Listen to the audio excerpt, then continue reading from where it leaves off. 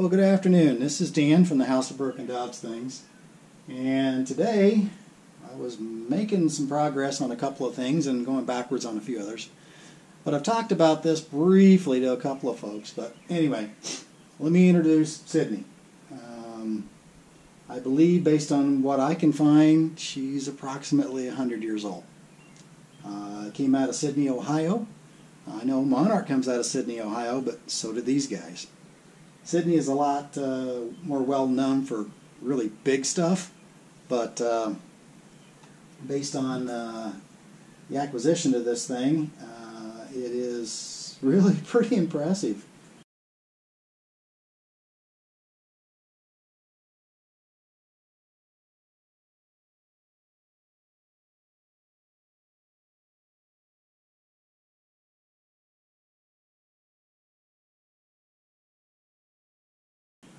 First off is, I don't know the history of it. Second of all, someone disrespected this heavy-duty monstrosity, and they put a 110 motor on it. So, can't speak much about that. However, it's fully functional. The only thing I've got that isn't functioning on this one is I need to go and refix the detent on the speed lever. It's a little iffy. The clutch works, everything else, the forward and reverse works, the power cross speed, it's all there. So I know I've already just topped up the oil and the spindle, and let me fire it up so you can hear it.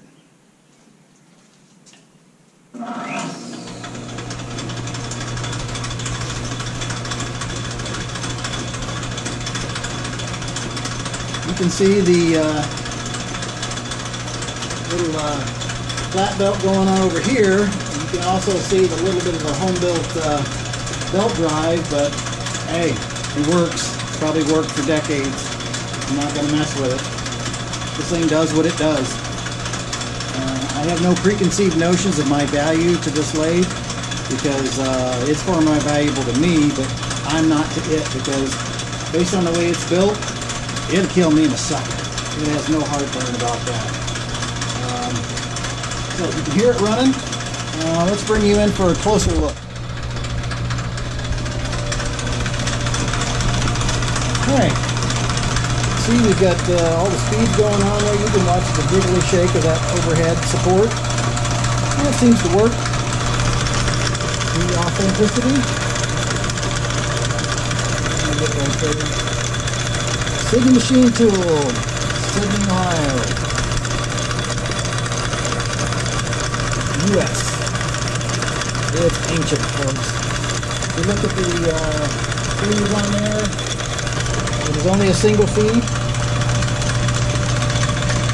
And it has something here for another attachment, of which I am not certain. Heavy-duty tailstock, Morse taper 4, I believe. Same thing in the head. It does not have an actual chuck that fits it.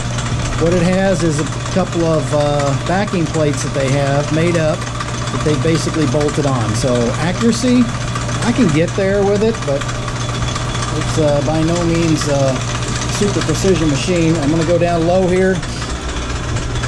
You can see we have another chuck below there, along with other junk.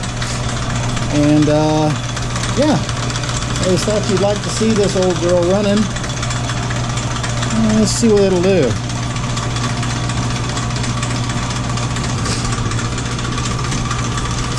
Let's see, center position.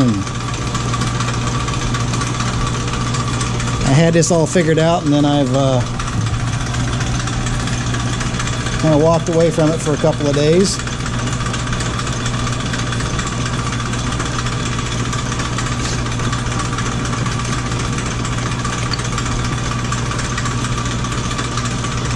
Okay.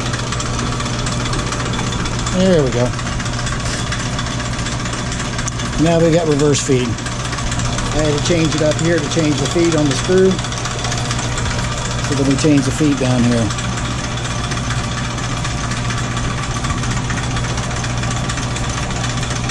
Anyway, that was about it. I just wanted to show this old girl. It's heavy. God, is it heavy. But Somebody built themselves a chip pan, of which I haven't cleaned out lately. But anyway, you can see a little bit of, maybe a little wonky to that, but other than that, works really good.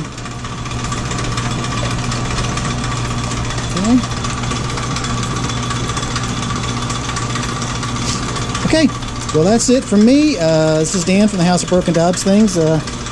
Looking at this old thing that survived. I don't know how, but it's tough. All right, thanks for watching.